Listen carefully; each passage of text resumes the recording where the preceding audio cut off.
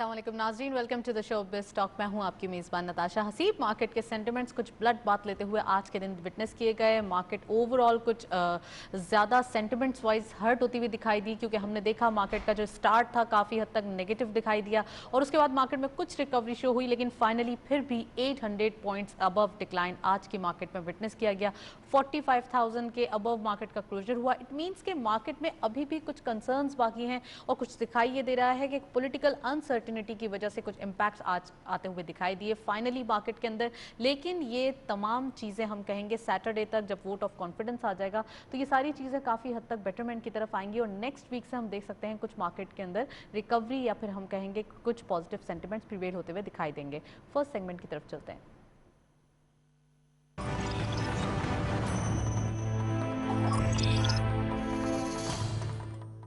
Market highlights देखते चलते हैं आज की मार्केट की परफॉर्मेंस।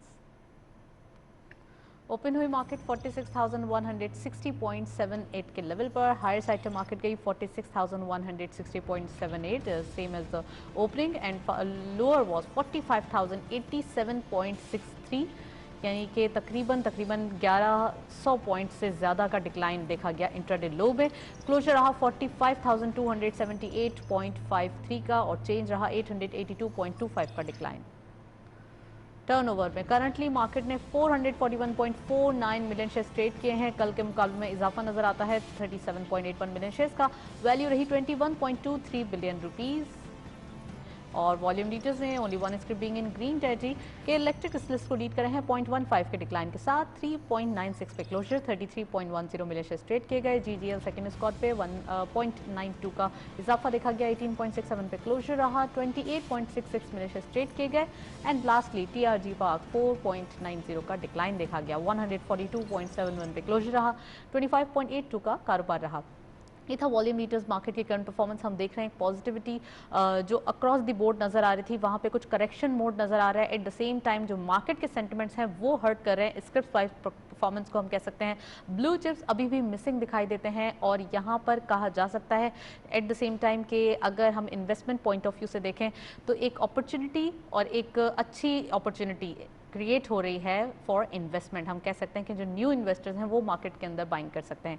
इन तमाम चीज़ों पर बात करने के लिए स्टूडियो में हमारे साथ गेस्ट मौजूद हैं, उनको वेलकम करते हैं। हमारे साथ मौजूद हैं अफरोज़ मर्चेंट साहब, आप CEO हैं मर्चेंट इन्वेस्टमेंट के। अस्सलाम वालेकुम sir, welcome to the show. Thank you sir. सबसे पहले ये बताइए आगाज़ में ही कि मार्केट की परफॉर्मेंस कुछ ब्लड बात लेते हुए दिखाई दी।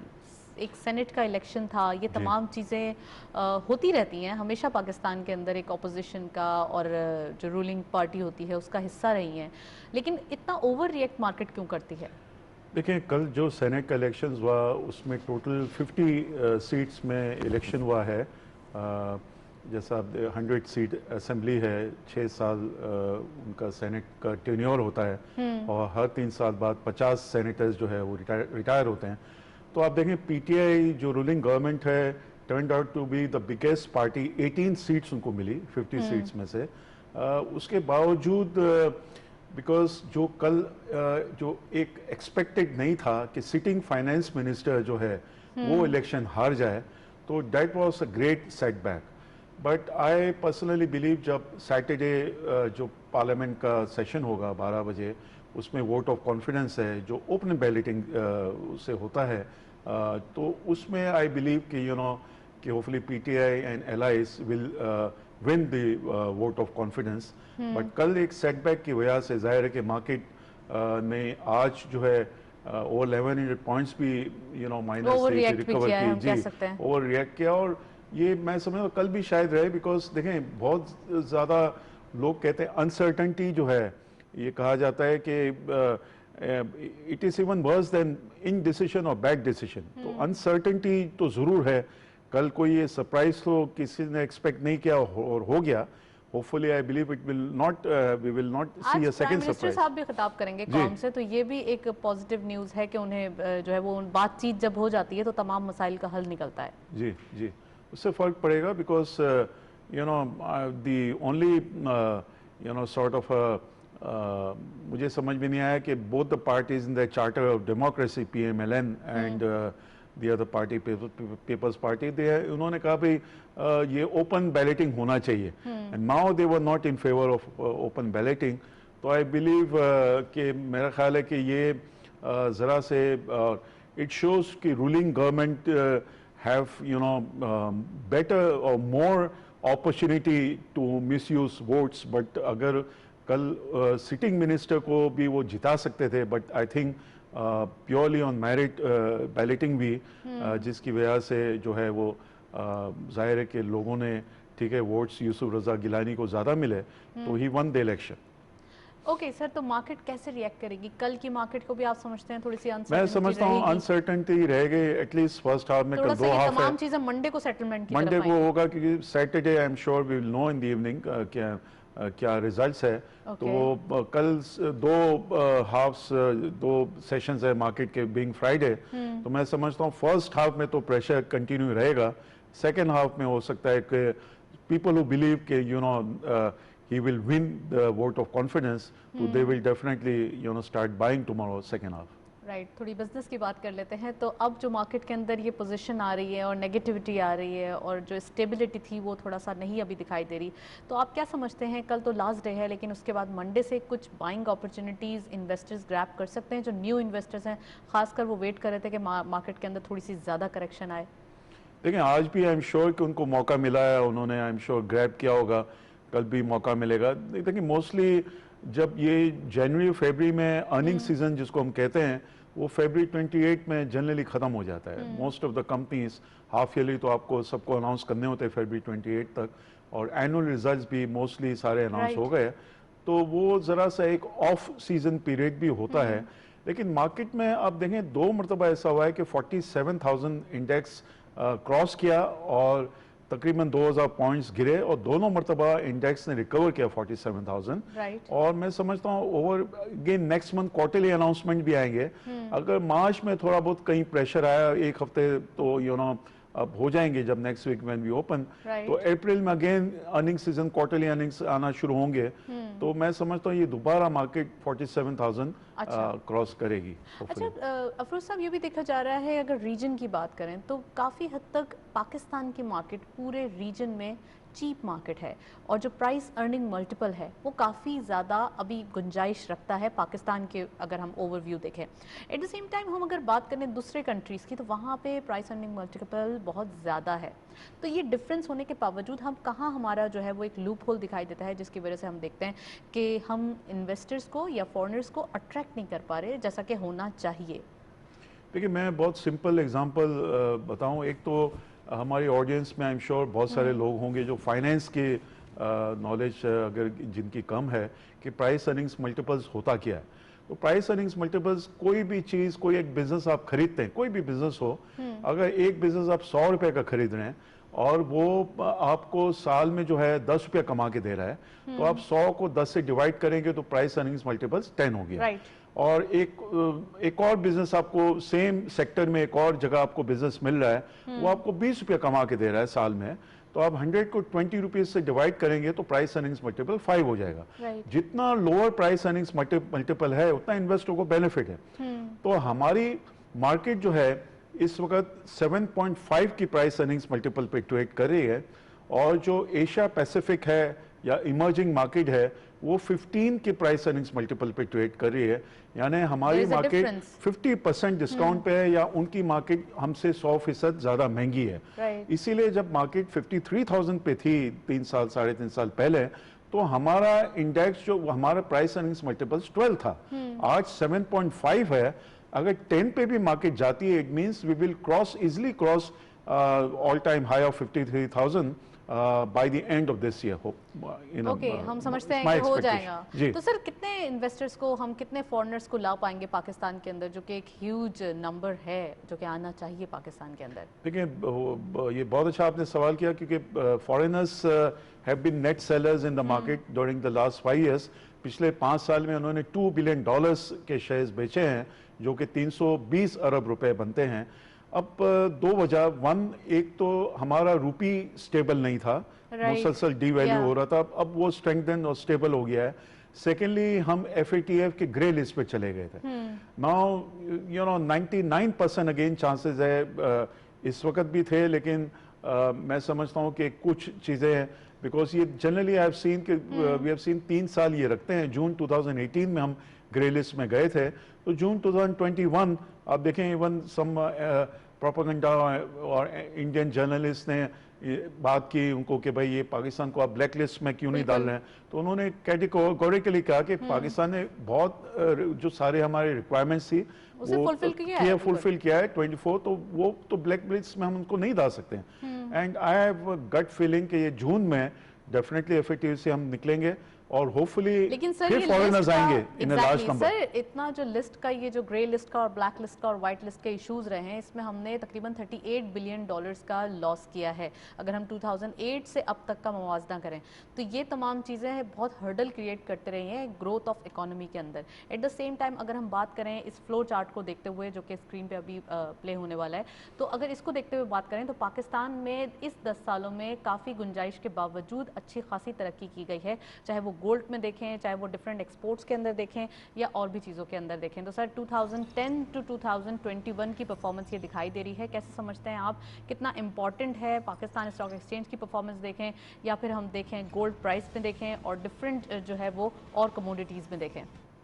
देखिए बहुत अच्छा आपने चार्ट डिस्प्ले किया है, जिससे ये हमें पता चलता है कि लास्ट 10 ईयर्स में एवरेज जो है रिटर्न किस एसेट क्लास में हाईएस्ट हुआ।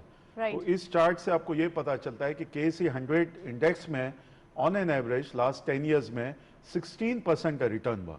उसमें कुछ साल ऐसे भी थे जो नेगेटिव रिटर्न हुए, बट उसमें KC 100 का 16% ये हाईएस्ट है compare to other asset classes. आप देखें जिसमें गोल्ड को लिया है, बॉन्ड्स को लिया है और डिपॉजिट्स इन बैंक को आइडिया लिया। ये होना चाहिए कि रिटर्न्स भी मिलने चाहिए अगर आप कोई भी बिजनेस करें, क्योंकि इन्वेस्टमेंट करना भी एक बिजनेस है और पाकिस्तान स्टॉक एक्सचेंज के अंदर ऐसे इन्वेस्टर्स हैं जिनको अवेयरनेस नहीं है, स्मॉल इन्वेस्टर भी हैं। तो सर अगर ऐसे इन्वेस्टर इन्वेस्ट करते हैं तो उन्हें कितना % आप समझते हैं कि रिटर्न मिल जाएगा, सपोज अगर उनकी 10 लाख या 20 लाख की इन्वेस्टमेंट होती है? देखिए 16% तो ये जैसा बेंचमार्क है KC 100 इंडेक्स, एंड अगर वो बहुत ही अच्छी तरीके से फाइनेंशियल स्टेटमेंट्स पढ़ के इन्वेस्ट करें या उनका स्टॉक ब्रोकर ऐसे ब्रोकरेज हाउस में अकाउंट खुला है जो फाइनेंशियल स्टेटमेंट्स को रीड करता हो और इवेल्युएट करता हो, तो आपको 16% से भी ज़्यादा रिटर्न मिल सकता है साल में।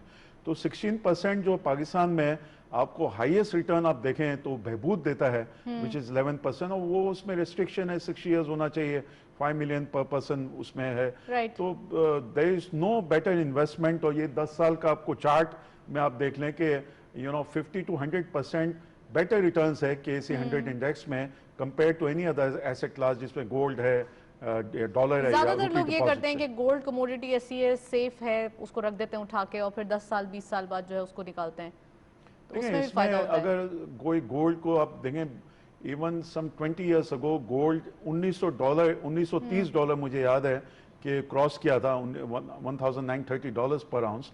$1930 बीच में थोड़े टाइम पहले 2000 क्रॉस किया था। आज वो 1700 पे आया है। अगर किसी ने 1930 में लिया है तो आज भी सेल करेगा तो उसको लॉस है, एक्सेप्ट डीवैल्यूएशन का बेनिफिट जरूर है, लेकिन गोल्ड इसको हम आसान अल्फाजों में कह सकते हैं कि पाकिस्तान के अंदर 1,30,000 पर तोला पे प्राइस पहुंची थी और अब 1,08,000 के अराउंड नजर आ रही है। इट मींस कि दिस इज द डिफरेंस। जी बिल्कुल, क्योंकि एक तो गोल्ड $2000 से $1700 के पास आया और प्लस हमारा रुपी स्ट्रेंथन हुआ है, जो जिसकी वजह से गोल्ड जो है, बट गोल्ड में आपको कोई डिविडेंड, स्टॉक्स में आपको एक बेनिफिट है कि आपको डिविडेंड मिलते हैं। आपने 5 साल 6 साल पहले गोल्ड लिया, you won't get any dividends, सिर्फ आपको ये है कि अगर प्राइस बढ़ती है तो यू बेनिफिट। प्राइस बढ़ती है तो बेनिफिट नजर आता है। Let's come to the market, sector wise performance की बात करते हैं। आज ज़्यादा किस सेक्टर में आपको लगा कि कुछ फ्रेजाइल परफॉर्मेंस महसूस हुई? आज की मार्केट, अब ऑल इन ऑल हमने देखा कि आज तो नेगेटिव परफॉर्मेंस थी, एट द सेम टाइम कौन सा सेक्टर ज़्यादा हर्ट होते हुए दिखाई दिया?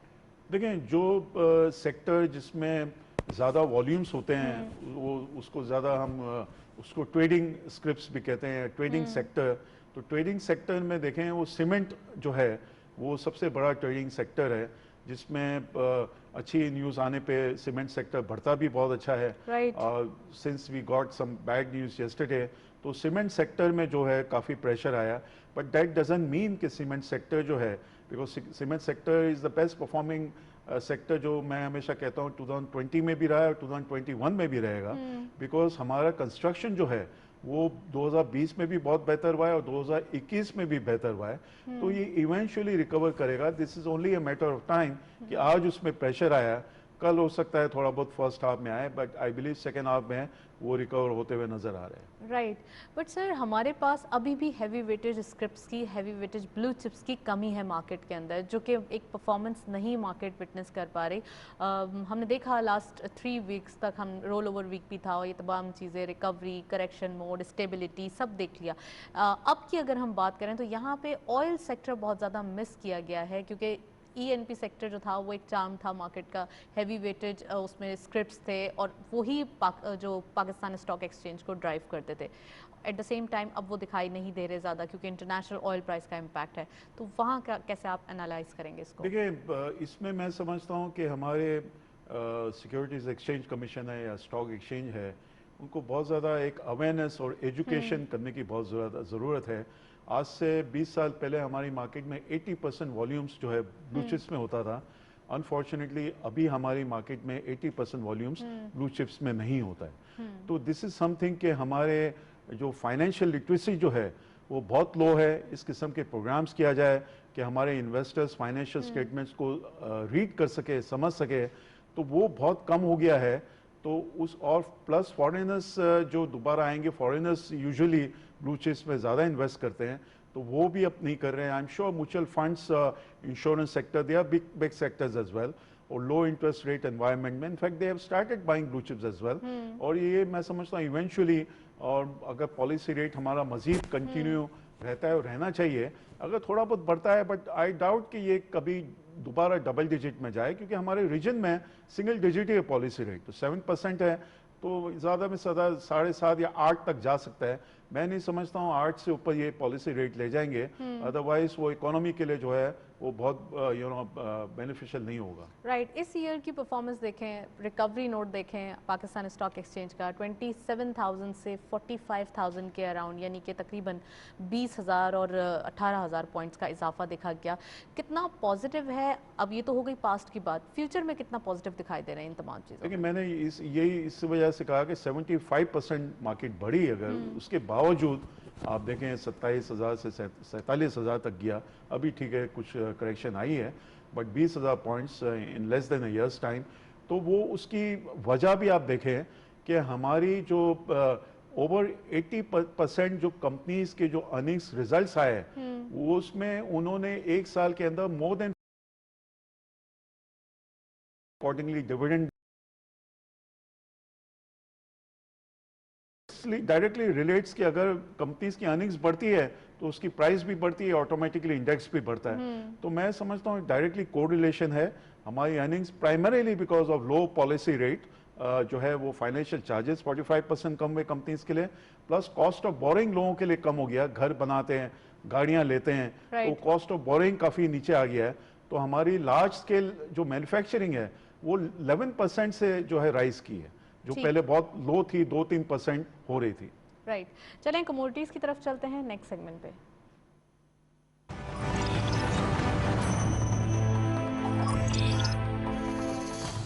कमोडिटीज और फॉरेक्स के लेटेस्ट अपडेट आज की मार्केट के देखते चलते हैं। गोल्ड की पर तोला प्राइस 1,02,058 रुपीज़, गोल्ड पर 10 gram 87,591 rupees, international gold rate पर 1,715.88 डॉलर, ऑयल WTI पर barrel 60.99 dollar, oil brent crude पर बैरल 63.80 डॉलर। करेंसीज में सबसे पहले बाइंग रही euro 187.50, selling was 189.50, UK pound buying रही 217 rupees, selling was 219.50, US dollar buying रही 157.10, selling was 157.90, Chinese yuan buying at 24.90, selling was 25.05, Saudi riyal buying at 41.20, selling was 41.80, UAE dirham buying at 42.40, selling was 42.90, Kuwaiti dinar buying रही 500 rupees, selling was 502.50, and lastly Omani riyal buying रही 410.50, selling was 412.50।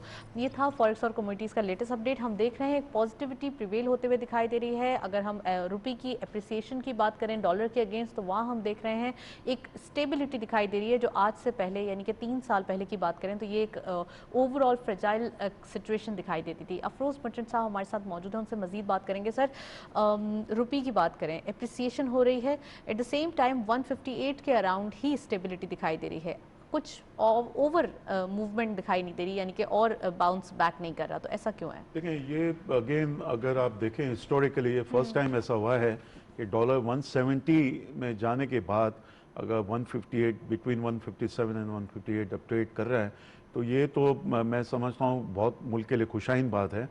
थोड़ा pressure फरवरी में हमारा trade deficit बढ़ गया है, जिसकी वजह एक्चुअली इंपोर्ट्स हमारे एलएनजी काफ़ी एक्सपेंसिव विंटर में हो जाती है, तो जनवरी और फरवरी में हमारी LNG की imports and oil sector is the biggest importer, you know, it consumes more than 25% of our import bill. तो उसकी वजह से हमें ट्रेड डेफिसिट हमारा फरवरी बढ़ गया है, बट मार्च में दोबारा अब समर जब शुरू हुआ है तो LNG की प्राइसेस काफ़ी नीचे आई है। कतर के साथ एडिशनल 5 ईयर का अग्रीमेंट किया है विच इज़ 10% ऑफ ब्रेंट, जो पहले 13% पे था, तो 30% हमें फर्दर चीपर प्राइस मिली है जो प्रीवियस गवर्नमेंट ने किया था।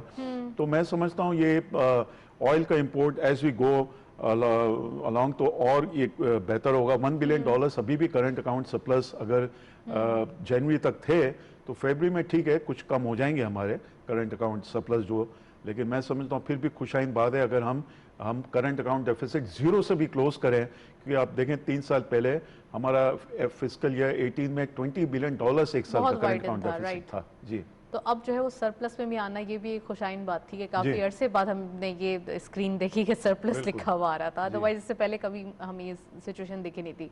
Eight the same time sir, overall economic triggers देखें तो इस ईयर के अंदर जो कि अब एक पॉलिटिकल अनसर्टेनिटी भी है, ये PDM भी दिखाई दे रही है यहाँ पर, तो कैसे देख रहे हैं इकोनॉमिक सर्वाइवल को इस ईयर में?